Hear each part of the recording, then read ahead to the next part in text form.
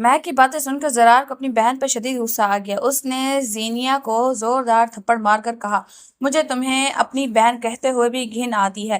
اس گھٹیا حرکت سے پہلے تم مر جاتی تو بہتر تھا۔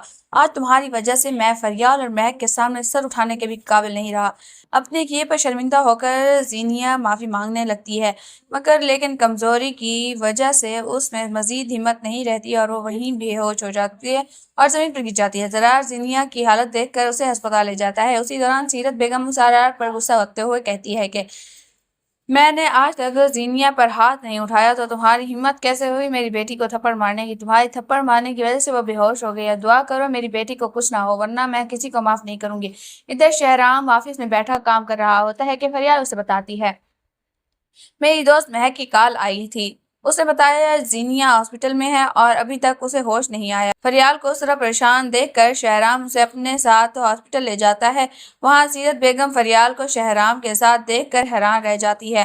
اسی لمحے لیڈی ڈاکٹر کمرے سے باہر آتی ہے اور کہتی ہے، زینیا نے اپنا ابارشن کروایا ہے۔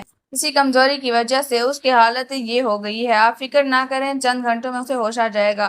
ابارشن کا سن کر شہرام حیران رہ جاتا ہے۔ اسے یقین نہیں آتا کہ زینیا ایسا قدم اٹھا سکتی ہے۔ وہ زینیا کے ہوش میں آنے سے پہلے ہی آفس جانے سے لگتا ہے۔ سیرت بیگم اسے روک کر کہتی ہے، بیٹا کہاں جا رہے ہو؟ زینیا کو ہوش آنے دو، پھر اسے ساتھ لے کر گھر چلے جانا۔ شہرام جواب دیتا ہے، زینیا نے میرے بچے کی جان لی ہے۔ میں ایک قاتل عورت کے ساتھ نہیں رہ سکتا۔ میرا اس سے کوئی تعلق نہیں۔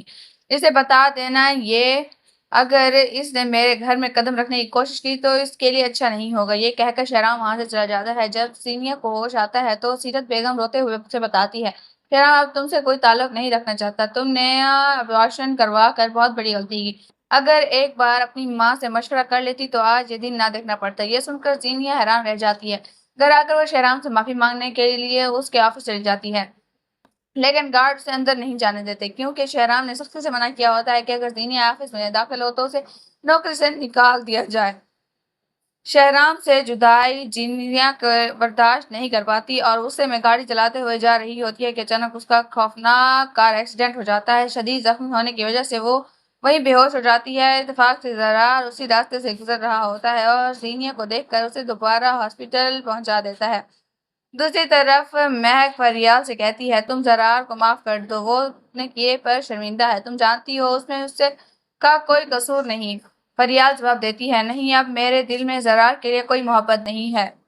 بہتر یہی ہے کہ تم زرار سے شادی کے لیے مان جاؤ۔ ادھر زرار خود کو کمرے میں بند کر لیتا ہے، نہ کسی سے بات کرتا ہے، نہ کچھ کھاتا پیتا ہے۔ یہ سب دیکھ کر سیرت بیگم مزید پریشان رہتی ہے۔ وہ زرار سے کہتی ہے، تم جہاں کہو گے میں تمہاری شادی کر دوں گی، بس بتاؤ تم کس سے شادی کرنا چاہتے ہو؟ زرار کوئی جواب دیے بغیر ہاسپٹل چلا جاتا ہے۔ دوسری طرف شہرام اپنے کیے پر بہت پچھتا رہا ہوتا ہے۔ چاند اپنے بھائی کو تسلی دیتے ہوئے کہتی ہے کہ بھائی فکر نہ کرے، سب ٹھیک ہو جائے گا۔ ہم جانتے ہیں بھابھی نے غلطی کی، لیکن اگر آپ انہیں ہمیشہ کے لیے چھوڑ دیں گے تو لوگ باتیں کریں گے، بہتر ہے آپ انہیں واپس لے آئیں۔